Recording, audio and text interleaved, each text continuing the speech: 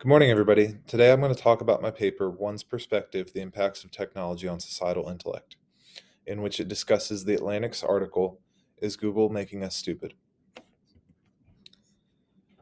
The author brings up compelling points in his article, and he starts with talking about a quote that caught my attention. My mind now expects to take in information the way the net distributes it, in a swift-moving stream of particles. Once I was a scuba diver in the sea of words, now I zip along the surface like a guy on a jet ski.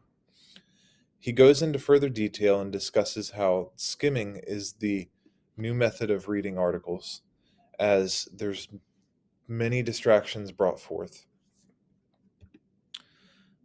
While the internet provides immediacy to information that prior mediums cannot match, it has helped spread accessibility globally to places previously isolated from specific pieces of information. And I think that's pretty important to understand because it opens up to some people uh, new facts that they weren't aware of or they didn't have access to prior to the internet. In the article, he has a bias where he's discussing intellect as a whole, whereas many people have found that the way that people learn is quite different on an individual level, and to judge society as a whole in this way, I believe is wrong. However,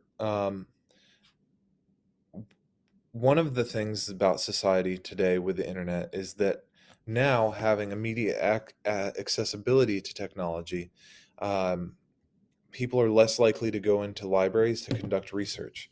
And often going that extra step further uh, is part of the learning process. And people develop a why bother mentality because of the immediate accessibility.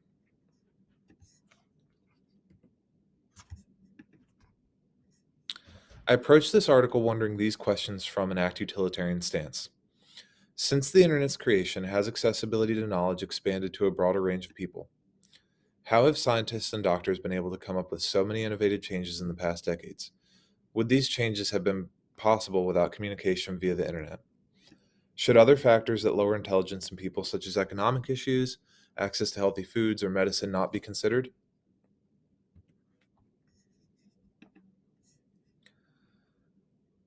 I want to begin with the consideration that technology has brought issues to the table of human life. Information is everywhere. Some of it is factual, while others not so much. While there's no argument here, today's lives would be pretty different without access to technology. Communication would be limited, and so would the advancement in the tools we use daily. While this is not necessarily a bad thing, I believe the total happiness that technology has brought to people's lives outweigh the negatives. Think of how easy it is to get to place A to place B with the cars we have nowadays. Think of if you have a question, you can just ask Google or you can search it on the internet and usually find a reputable source that has those answers pretty quickly. Whereas before, when you're looking through an encyclopedia or you're going to the library, you're having to take all of this extra time. And while there's benefits to doing that, there's also drawbacks. And those drawbacks come mainly in the factor of the amount of time that you have in the day to complete your tasks.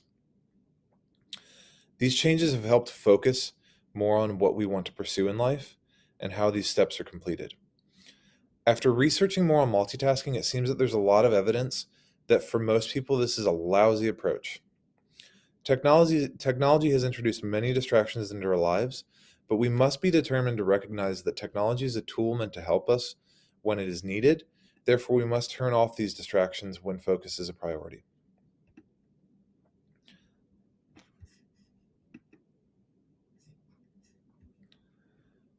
The more alarming side of the issue is a lowering of emotional intelligence. Technology alters our thought process, and stated by the article's writer Nicholas Carr, and more evidence on my further research has shown a lowering of emotional intelligence and not intellectual quotient. Real issues exist due to our growing dependency on technology, but a lowering of intelligence is not one of them.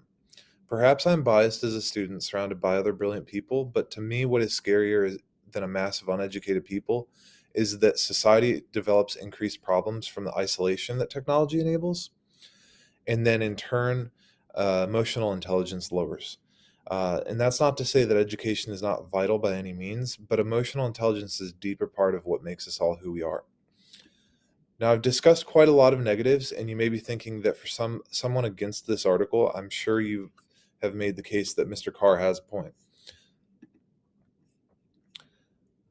The topic of whether intelligence is lowering or whether it's staying the same or whether it's raising is highly debatable.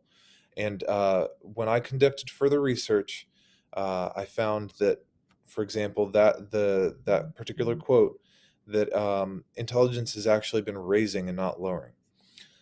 Perhaps because technology allows us to peer into so many people's lives, which was not so easily done before this era, a false impression is also given to many people, such as through the scope of social media. However, educational resources are now on the rise, and they're easier to access ever than they were before. Technology has also opened the doors to many new career fields and the areas of study with the potential for discovering many more areas in the future. So I'd like to go back to the questions. And for one, I believe that the internet has opened up the accessibility to many questions around the world, accessibility to many places around the world. While it creates issues for some, the advancements made due to increased communication have helped make us all happier as a whole. And then for the second question, how have scientists and doctors been able to come up with so many innovative changes in the past decade? Innovations have been brought forth because of faster communication mediums, the internet.